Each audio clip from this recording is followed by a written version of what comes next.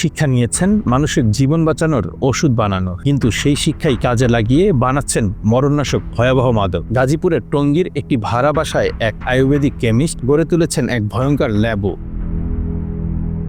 বৃহস্পতিবার মধ্যরাতে গাজীপুরের একটি বাসা, ভেতরে সাজানো কেমিক্যাল, রং, ট্যাবলেট তৈরির সরঞ্জাম। গোপন সংবাদের ভিত্তিতে গোয়েন্দারা ক্রেতা সেজে ঢোকেন বাসায়। 5,000 ইয়াবা বিক্রির প্রস্তাবও দেন তহিদুজ্জামান ওরফে শিমুল।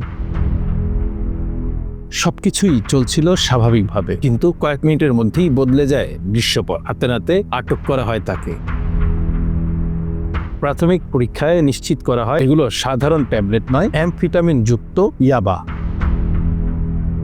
শোবার ঘর তল্লাশি করে উদ্ধার করা হয় 4,500 ইয়াবা ট্যাবলেট। এছাড়া আরও 15 থেকে 20,000 ইয়াবা তৈরির কাঁচামাল উদ্ধার করা হয়। তদন্তে উঠে আসে আরও চমকপ্রদ তথ্য। মোবাইলে একটি আয়ুর্বেদিক ল্যাবে কেমিস্ট হিসেবে কাজ করতেন শিমুল। বিভিন্ন ধরনের ট্যাবলেট তৈরির অভিজ্ঞতা অর্জন করেন সেখানে। 4 মাস আগে সেই অভিজ্ঞতাই ঘুরে যায় অন্য পথে। কর্তৃপক্ষ বলছে 500 ইয়াবা গুঁড়া করে তাতে রং ও কেমিক্যাল মিশিয়ে 5,000 ইয়াবা ট্যাবলেট বানাতেন তিনি। তারপর গাজীপুর, ঢাকা ও সাভারের বিভিন্ন এলাকার চক্রের সদস্যদের কাছে পাইকারি সরবরাহ করতেন।